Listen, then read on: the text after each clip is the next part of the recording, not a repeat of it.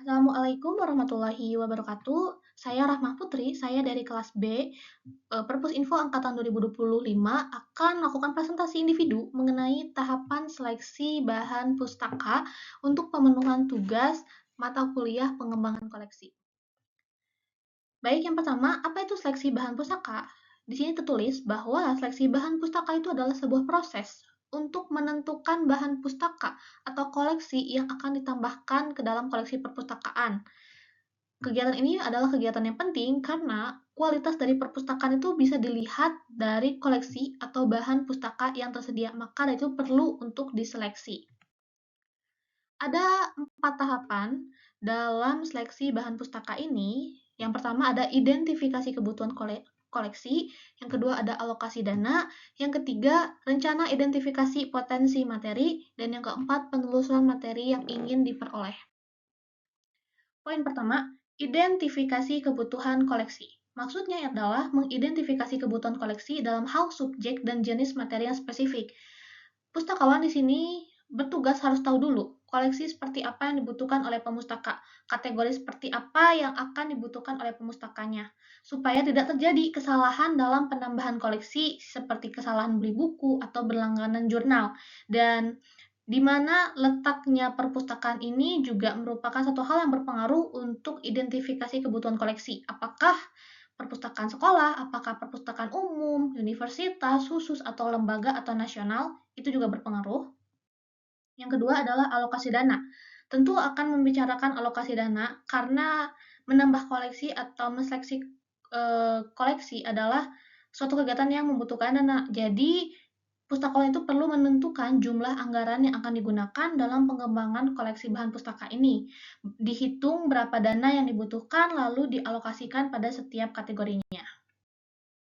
Yang ketiga adalah rencana identifikasi potensi materi. Maksudnya adalah pustakawan mengembangkan rencana identifikasi potensi materi yang bermanfaat untuk diperoleh.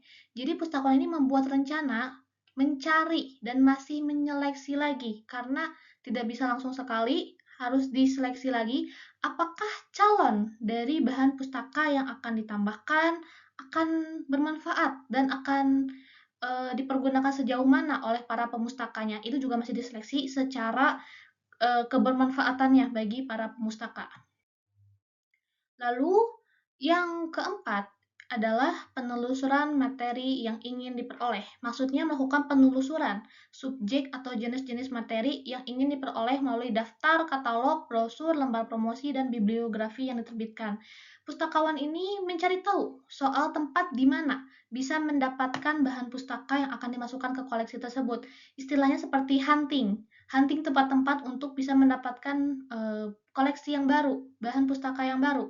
Jadi bisa dilihat lewat daftar terbitan yang paling baru, dari katalog offline atau online, dari toko, dari penerbit secara online atau offline misalkan, terus dari selebaran juga, lalu dari toko buku, atau dari daftar pustaka yang berkaitan dengan bahan pustaka yang akan ditambahkan. Kemudian, untuk menyeleksi bahan pustaka ini dikenal dengan adanya alat bantu seleksi. Alat bantu ini apa? Alat bantu ini digunakan untuk memudahkan dalam memilih bahan pustaka yang dibutuhkan dan juga berfungsi sebagai alat verifikasi dan identifikasi. Alat bantu seleksi ini bertindak sebagai acuan untuk mengetahui apakah data bibliografi tersebut sudah benar, dan lengkap seperti nama pengarangnya, judulnya, ISBN, ISSN, atau apakah buku tersebut masih tersedia di pasaran atau tidak. Jadi butuh alat bantu seleksi ini. Kemudian dibahas juga alat bantu identifikasi dan verifikasi. Ini adalah alat bantu dalam proses seleksi yang hanya mencantumkan data bibliografinya dari bahan pustaka dan terkadang juga dilengkapi dengan harganya juga. Ada contoh alat bantu seleksi. Yang pertama, majalah tinjauan buku reviewing journal. Yang kedua, daftar judul tertentu. Yang ketiga, indeks seperti book review digest dan book review index. Lalu ada alat bantu identifikasi dan verifikasi. Ada 3, ada dari katalog penerbit, lalu berbagai jenis bibliografi, dan yang terakhir katalog perpustakaan. Bisa perpustakaan yang lain juga, menjadi referensi alat bantu identifikasi dan verifikasi ini. Berikut adalah daftar pustaka yang digunakan untuk tugas presentasi kali ini. Dan sekian, terima kasih presentasi dari saya. Mohon maaf apabila ada kesalahan. Wassalamualaikum warahmatullahi wabarakatuh.